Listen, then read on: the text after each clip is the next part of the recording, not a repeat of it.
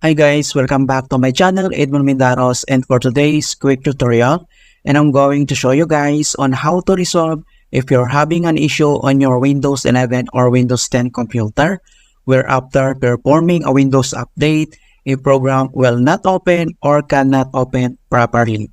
Alright, so without further ado, and let's go ahead. Ang next step na pwede natin gawin ay dito lang sa searching bar ng ating computer, ay type mo lang dito yung settings, and then click mo lang itong open. And then dito sa settings, and then kailangan mo lang i-select dito yung apps, so click mo lang ito.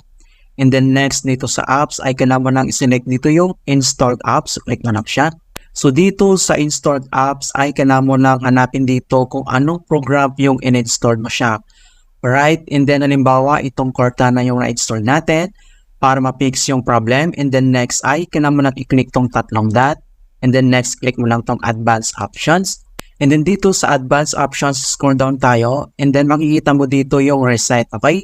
So if this app isn't working right, we can try to repair it. The app's data won't be affected. And then next ay kailangan mo lang i-click tong repair. So click lang natin. And then hintayin natin na ma-complete yung repair system niya.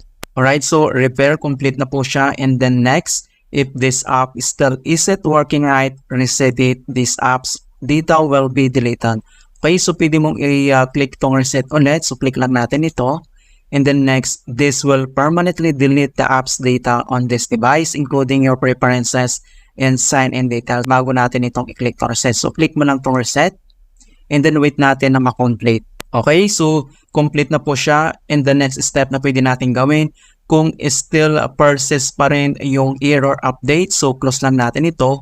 And then dito sa searching bar, ay search mo lang yung cmd or ito yung tinatawag na command prompt. And then next, right click lang tayo. And then click mo lang tong run as administrator. So dito sa administrator command prompt, ay kailangan lang natin i-enter yung command keyword na sfc space / scannow.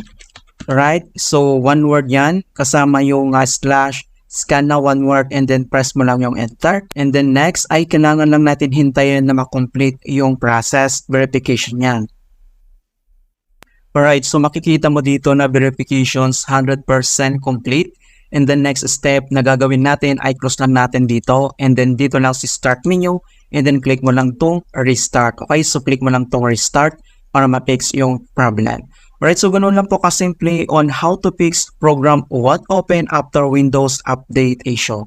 Okay, so please don't forget to like this video, subscribe to my channel for more quality content. Thank you guys and see you in my next tutorial.